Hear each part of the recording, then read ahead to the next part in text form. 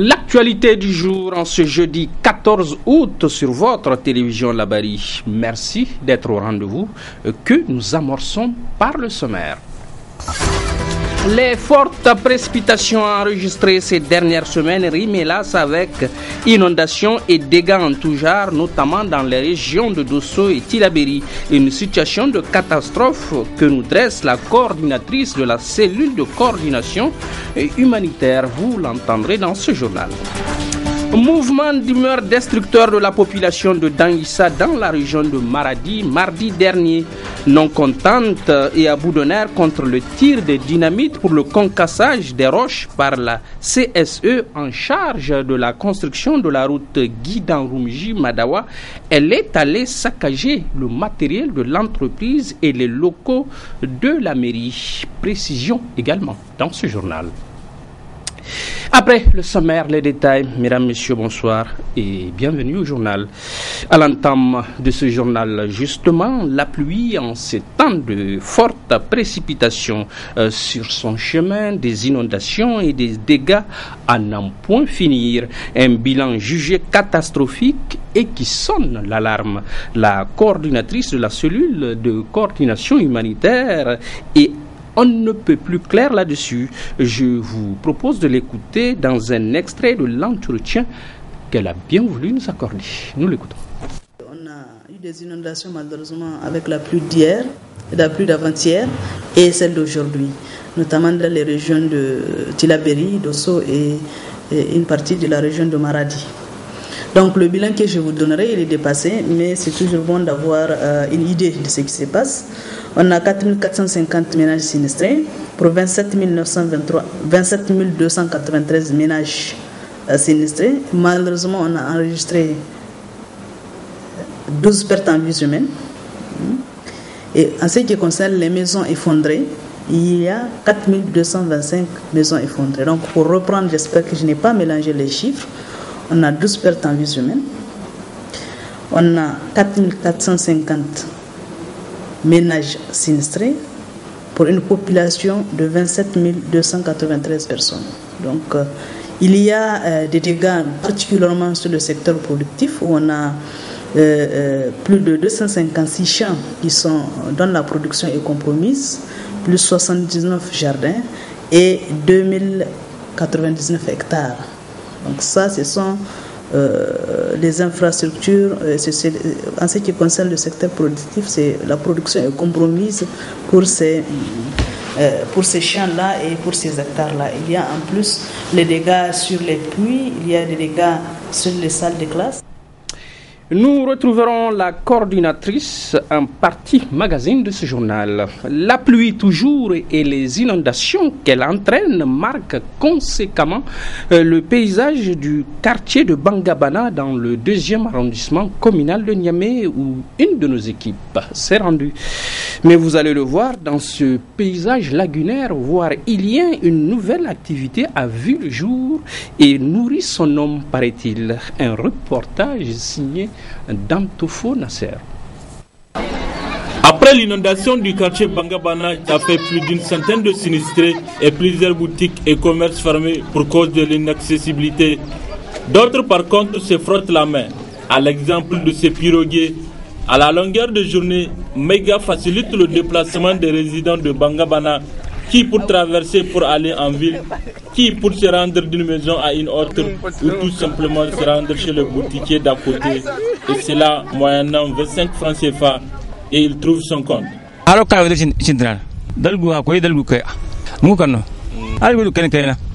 J'ai commencé ce travail quand il y a eu inondation. Je prends 25 francs par personne, aller comme retour. Et à la fin de la journée, je me retrouve souvent avec 500 francs, voire 750 francs. Cela dépend de la montée d'eau. Pour ces enfants, c'est le moment de profiter des grandes vacances. Ils s'adonnent à la pêche en plein quartier.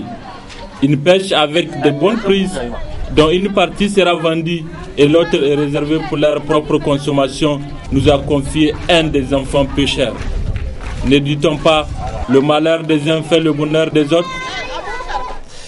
C'est notre deuxième titre du jour, le village de Danissa dans la région de Maradi. Là-bas a soufflé mardi dernier le vent de la colère. En cause, le concassage des roches à l'aide des dynamites par l'entreprise CSE en charge des travaux de bitumage de la route Guidanrumji-Madawa. Excédée donc, la population va dans une rage inqualifiable, saccager le matériel de l'entreprise et les locaux de la mairie, nous rapporte le maire au téléphone.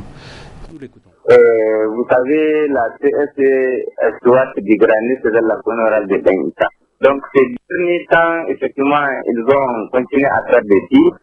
Comme ils n'ont pas pu achever les travaux. Donc c'est avec les tirs effectivement que un certain nombre de gens étaient venus pour dire que les tirs ont pu faire des fissures au niveau de leurs murs et de leur maison. Ils voulaient être dédommagés. Donc il y a eu 2 personnes. Le même jour où les tirs a eu lieu, l'équipe avait parti pour voir les dégâts et savoir si réellement ce sont les tirs du jour qui avaient effectivement occasionné ces fissures-là. Donc malgré tout, ils ont pu s'entendre. Et maintenant, les gens viennent chaque fois pour s'inscrire qu'eux aussi, ils ont des fissures au niveau de leur maison, ainsi de suite. Donc maintenant, ils se sont organisés pour faire des listes des gens qui sont concernés par ces fissures-là. Ils ont amené, au niveau de chaque quartier, ils ont amené au niveau de la compagnie aérienne d'entreprise et le chef de la carrière, effectivement, avait pris ces listes-là et avait dit, ils vont former une équipe constituée de la gendarmerie, de la direction de mine et de la mairie pour aller voir maison par maison les fissures et maintenant évaluer et dédommager. Donc, on est là, la population s'est calmée, effectivement, et maintenant, nous ne savons pas, ils se sont préparés pour autre chose. Et maintenant, ce mardi-là, au moment où la compagnie voulait faire les tirs, les gens étaient venus pour leur empêcher de faire les tirs. On a essayé de les calmer, malheureusement, ces gens-là n'ont pas écouté les gens et ils étaient venus pour s'attaquer, effectivement, au bien de cette société et revenir aussi dans la ville au niveau de la mairie, casser tout, brûler tout, même les arbres, effectivement, ils ont tout arraché, ils ont brûlé les motos qui sont à l'intérieur et certains papiers. Vraiment, c'était de l'anarchie. Quel autre faites-vous de ces événements? Vraiment, c'est malheureux dans un pays où la démocratie est installée, où la justice est à tout. Si vous vous sentez même lésé, je pense que vous pouvez aller à la justice. Alors que si nous sommes des élus, les gens nous ont élus pour pouvoir effectivement, s'il y a des problèmes, parler de leurs problèmes. Peut-être ils ont organisé ça pour faire venir aux gens. Mais sinon, il y a eu 2 dédommagements. Un dédommagement au niveau de la station qui ont payé la population de Douce de Bois. Et un deuxième dédommagement de cette même compagnie, la compagnie d'entreprise, qui a payé à la hauteur de 31 000 et quelques. La population de Danissa en janvier 2014. Actuellement, comment est la situation?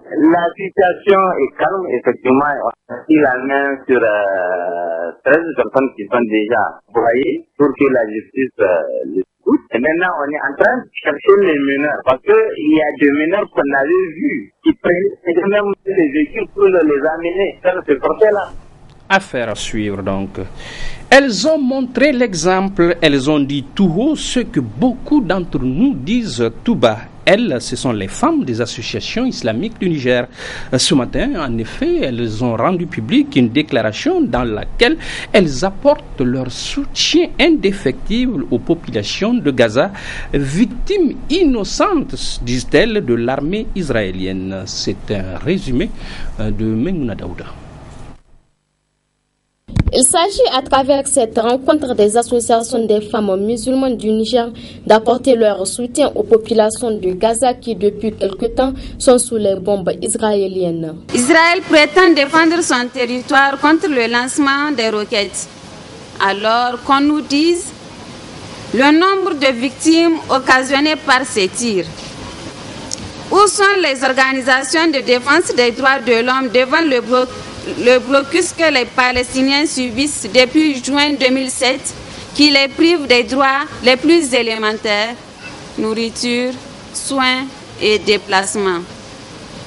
Les habitants de la prison Gaza à ciel ouvert, victimes de pénurie alimentaire, eau et de médicaments, doivent-ils rester les bras croisés jusqu'à ce que mort s'ensuive?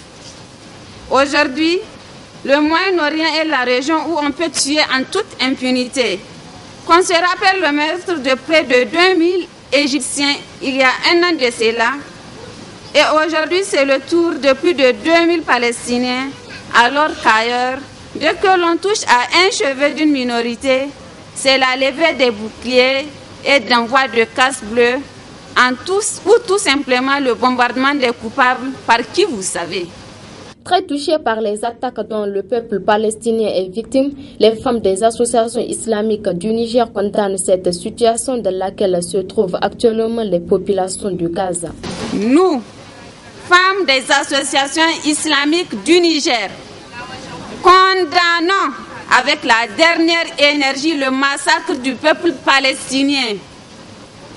Dénonçons le silence des Nations Unies qui ne fait rien pour que ce massacre cesse. Exprimons notre consternation face à l'inaction et au silence complice des pays musulmans et arabes. Saluons l'humanisme et le sens de la justice des pays et de tous ceux qui ont apporté leur soutien au peuple de Gaza. Soutenons et saluons la position de notre pays face à ce drame à travers l'intervention de notre ministre chargé des Affaires étrangères. Demandons à la Cour pénale internationale de répondre le plus rapidement à la pétition signée par des milliers de personnes en reconnaissant les meurtres perpétrés en Israël et en traduisant Netanyahou en justice. Cette mobilisation témoigne de la solidarité et de l'estime que les femmes nigériennes ont à l'égard de leurs sœurs palestiniennes et au-delà du peuple palestinien. Les larmes du courage qui nous interpellent tous. Les femmes encore, celles du groupement Sourou de Gawé cette fois-ci. Elles étaient en formation à l'école des techniques nécessaires à l'exercice des activités génératrices de revenus organisées par l'ONG Femmes, Enfants et Jeunes. Alors, ce matin, elles sont allées récupérer leurs attestations de participation à la récompense légale et légitime d'un engagement et de beaucoup d'efforts. Voyons cela avec Michel Didi et Ibrahim Abdou. Il s'agit d'une formation de 3 semaines au cours de laquelle 27 femmes du groupement Sourou de Gawé ont été outillées sur les notions élémentaires en gestion d'activités génératrices de revenus et sur les rudiments nécessaires en marketing et en planification financière. Les notions acquises lors de cette action de formation leur serviront à court et moyen terme de créer et gérer des activités promotrices et rentables. C'est ici le lieu pour moi de rappeler que notre ONG Femmes, Enfants, Jeunes n'est pas à sa première action depuis sa création en 2011. En effet, conformément à son plan d'action, l'Université du Niger a eu à organiser sur fonds propres une conférence sur le thème « Participation politique de la femme nigérienne de 1991 à 2011 ». 20 ans d'action, bilan et perspectives à l'École nationale d'administration et de la magistrature INAM de Niamey à l'occasion de la journée de la femme nigérienne le 13 mai 2011. Il faut aussi noter qu'à l'occasion de la commémoration de la journée de l'enfant africain, le 16 juin 2011, l'ONG FEJ Niger a encore organisé, sur fonds propres, une fête scolaire suivie de déjeuner et de remise de fournitures scolaires aux candidats au CFPD de l'école Medressa Kragi, toujours dans le 5e arrondissement communal de Niamey. Dans le même cadre, l'ONG FEJ Niger a appuyé les groupements des femmes de la commune rurale de Makolondi dans l'organisation des activités commémoratives du 13 mai 2012, 2013 et 2014. Sans oublier l'action de récupération de terres, construction de 300 banquettes réalisées sur financement de la cellule crise alimentaire CCA en juillet 2012 dans le village de Dandougoum, commune urbaine de Dogondouchi. Des actions vivement saluées et encouragées par le représentant du Fonds d'appui à la formation professionnelle continue et à l'apprentissage FAPCA et le représentant du maire du 5e arrondissement de la ville de Niamey. Cette cérémonie de clôture et de remise d'attestation de participation à la formation en activité génératrice de revenus au profit des femmes qui nous réunit aujourd'hui cadre parfaitement avec les objectifs du programme de la Renaissance du Niger de son Excellence Alhaji Mohamedou Issifou dans son volet renforcement des capacités et autonomisation des femmes. En effet, les femmes représentent plus de 50% de la population et sont très souvent porteuses d'initiatives louables. C'est dire que cette action de formation, au-delà de ce groupement, aura un impact positif sur l'amélioration des conditions de vie des bénéficiaires et de la population du 5e arrondissement communal de Niamey. Le groupement Sourou n'a jamais bénéficié de formation. Notre première fois, on a eu une formation et en plus encore des attestations. Vraiment, je suis très contente. Le groupement même est très contente de l'ONG FEJ. Vraiment, Dieu merci. On a appris beaucoup de choses sur le groupe. Afin de rendre plus bénéfiques les connaissances acquises au cours de cette formation et faciliter leur plein épanouissement, l'ONG FEJ Niger envisage de continuer à accompagner ces femmes du groupement Sourou à travers la mise en œuvre d'une autre action de formation en transformation agroalimentaire et cosmétique grâce à l'accompagnement de ses partenaires. La suite de ce journal, la fête de l'arbre, souvenez-vous, c'était le 3 août dernier, du temps a passé, me diriez-vous, mais vous allez le voir, l'esprit, l'engagement et l'élan sont restés intacts auprès de l'association des jeunes pour la protection et la restauration de l'environnement au Niger, Agipren, oui. Rien que ce matin, en effet, l'association a procédé à une plantation d'arbres au CEG Koura Nord, nous rapporte Nafissa Zakou et Aboubakar Souley. Les jeunes de l'association pour la protection de l'environnement décidément engagés dans la lutte contre la désertification, comme en témoigne cette cérémonie de plantation d'arbres dans la cour du CEG Koura Nord. Un acte qui cadre avec l'initiative des autorités en charge de l'environnement, un village, un bois ou une école, un bois lancé le 3 août dernier à l'occasion de la fête de l'arbre.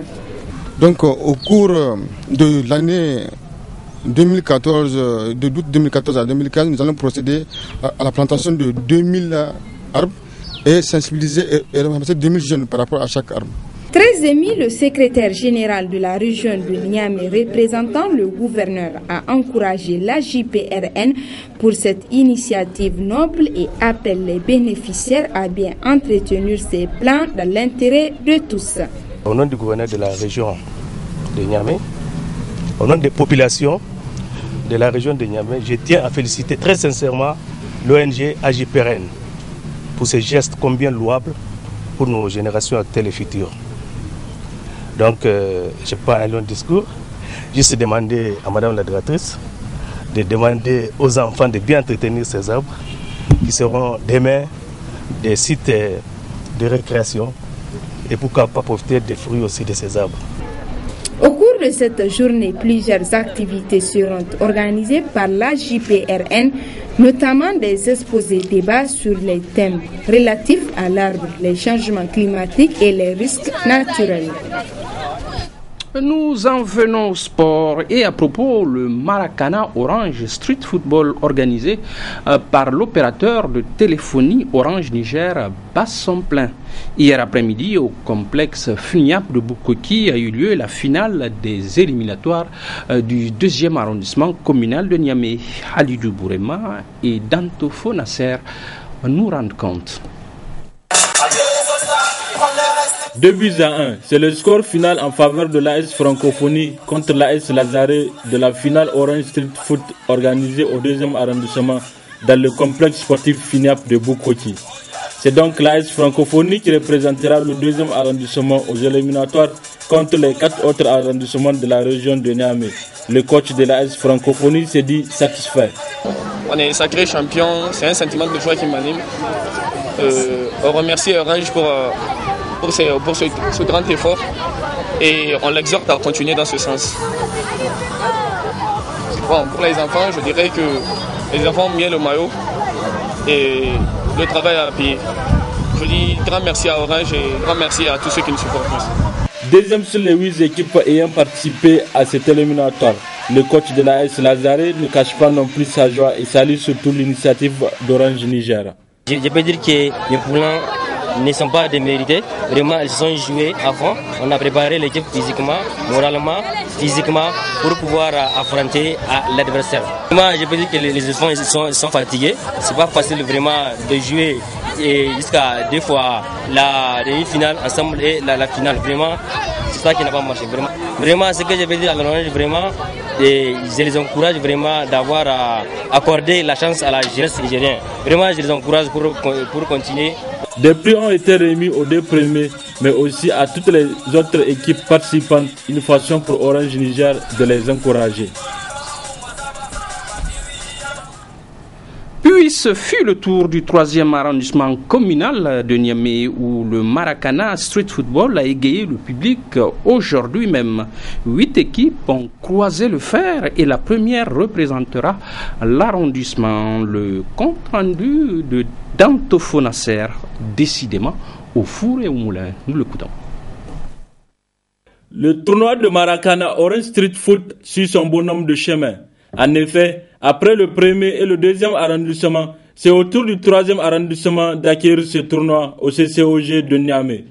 Le premier quart de finale qui a servi de match d'ouverture a vu la victoire de l'équipe de Dangao. Un sentiment de joie du moment où si tu es un responsable, c'est des résultats que tu veux. Et je pense que nous nous sommes engagés dans ce tournoi et on est venu, on a fait le match d'ouverture et on a pu remporter, on a pu gagner. Je me réjouis en tout cas du résultat des enfants.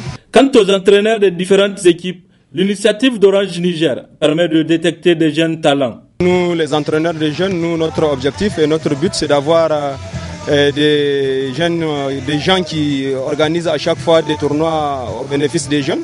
Parce que nous sommes là pour le développement du football à la base. Donc je pense que c'est une très bonne initiative d'Orange Niger.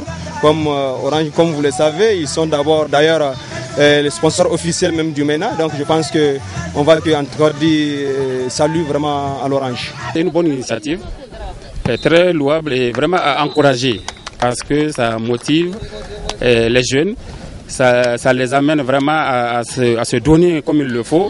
Et si on arrive réellement à avoir ce genre de rencontres, ne serait-ce qu'une fois par trimestre, je me dis que ça va développer beaucoup le football des jeunes. Durant 2 jours que durera ces éliminatoires, l'équipe championne représentera le 3e arrondissement pour les éliminatoires régionales. Nous l'évoquons dans ce journal et voilà le temps de s'y attarder pour prendre toute la dimension du bilan des inondations dans les régions du Niger à la date du 9 août 2014. Un tableau complet que nous dresse en personne la coordinatrice de la cellule de coordination humanitaire qui fait également appel à la solidarité internationale. C'est la partie magazine de ce journal. Bonne réception et merci de nous suivre. Au revoir. La région de Tillabéri est la plus touchée. Elle est la plus touchée avec 1648 ménages pour plus de 10 000 personnes sinistrées.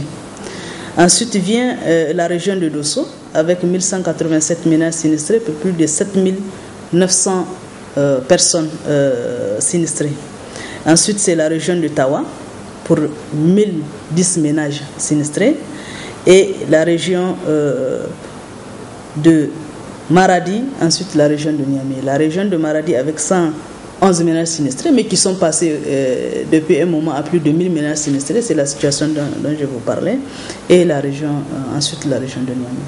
Les mesures qui sont prises, c'est d'abord les réponses d'urgence. Dans ce genre de situation, il y a les secours à la vie, et, en particulier en collaboration avec la protection civile.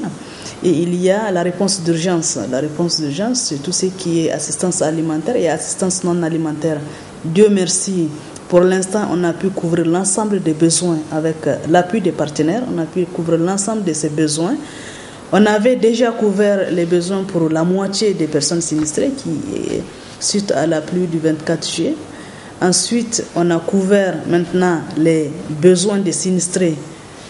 La moitié des sinistrés. Donc aujourd'hui, on peut dire qu'on a couvert l'ensemble des besoins des personnes touchées par donc les besoins d'urgence en aliments et en produits non alimentaires. La cellule de coordination humanitaire est compétente pour la gestion d'urgence. C'est ce que quand on fait des secours à la vie, on essaie de faire en sorte que la dignité et la vie de la personne ne soient pas menacées dans l'immédiat. il est bien entendu qu'il y a des mesures de relèvement qui doivent être prises pour sécuriser ces ménages-là et pour faire en sorte qu'ils puissent résister à l'avenir à ce genre de choc. Alors, on fait face à des difficultés. Malheureusement, dans la gestion des inondations, c'est la réticence des populations à quitter les zones inondables. En 2012, il y a eu des grosses inondations. Il y en a eu en 2013. En 2014, nous sommes encore dans les inondations. Et je peux vous confirmer que si les mesures qu'on a préconisées, notamment la relocalisation des ménages qui sont dans les zones inondables pour qu'elles puissent relocaliser vers des zones non inondables, je peux vous garantir que les inondations au Niger seront minimes. Mais malheureusement, ce n'est pas la situation qu'on a souhaitée. Il y a toujours des ménages réticents qui sont encore dans des zones inondables. Pourtant, l'État et les mairies ont accompagné. L'État a donné plus de 2 milliards pour accompagner ces populations et les mairies ont donné des parcelles dans presque toutes les régions pour que ces populations-là puissent se recaser dans des zones non inondables. On va continuer à faire la sensibilisation, on va continuer à conscientiser la population parce que malheureusement nous n'avons plus le choix. C'est une situation qui est là, qui est liée au changement climatique et les changements climatiques, franchement, c'est la voie d'eau que vous connaissez il y a 200 ans. Quand l'eau vient maintenant, c'est le cas de Zarma Karma, l'eau reprend ses droits. Et malheureusement, c'est à ça qu'on fait face. Les pluies, et je ne peux pas vous quantifier ça. Je sais qu'il y a des dégâts qui sont causés. Les évaluations sont finalisées. On est en train de faire la compilation des données pour savoir exactement qu'est-ce qui s'est passé. Donc, il y a eu des dégâts. Tout comme suite à la pluie de ce matin-là, il y a eu aussi des dégâts. Je viens de vous dire que les 4450 ménages sinistrés qu'on a, les besoins sont couverts. C'est en particulier, nous avons des partenaires comme l'UNICEF, qui a couvert une grande partie des besoins et je profite pour vraiment les remercier. On a l'OIM qui a réagi promptement. On a la Croix-Rouge à travers les CICR qui ont réagi promptement. Donc franchement, il y a des réactions depuis qui font des réactions de compassion, mais aussi des organisations qui s'engagent à appuyer le Niger. La situation dans le mois d'août, vous savez ce que c'est. En août, on s'attend vraiment à des quantités de pluie qui peuvent occasionner des inondations. La preuve, c'est que notre plan de contingence annuelle pour cette année, c'est 150 000 ménages. On pense que 150 000 personnes peuvent être affectées par les inondations cette année. Donc, on est à 20 000 personnes. L'appel est renouvelé. Mais il est renouvelé surtout dans le cadre du relèvement des ménages. Malheureusement, je vous ai dit que l'État a investi des gros moyens pour prévenir, notamment dans le cadre de la relocalisation, mais aussi dans le cadre de la protection des berges, notamment toutes les digues qui ont été construites. Nous souhaitons que les partenaires nous accompagnent dans le cadre de ce relèvement-là. La réaction humanitaire, elle est très prompte. Les gens ont de la compassion pour ceux qui souffrent. Mais elle est faible en ce qui concerne la mobilisation en termes de relèvement, en termes de prévention. Donc l'appel que je lance, vraiment, c'est agir dans ce sens, pour qu'on n'ait plus à gérer ce genre d'inondation. Je suis sûr que si on insiste sur le fait que le ménage doit relocaliser, les personnes sont conscientes, elles le feront. Il faut qu'elles soient accompagnées dans ce sens-là. Et donc je relance cet appel-là à l'endroit de nos partenaires.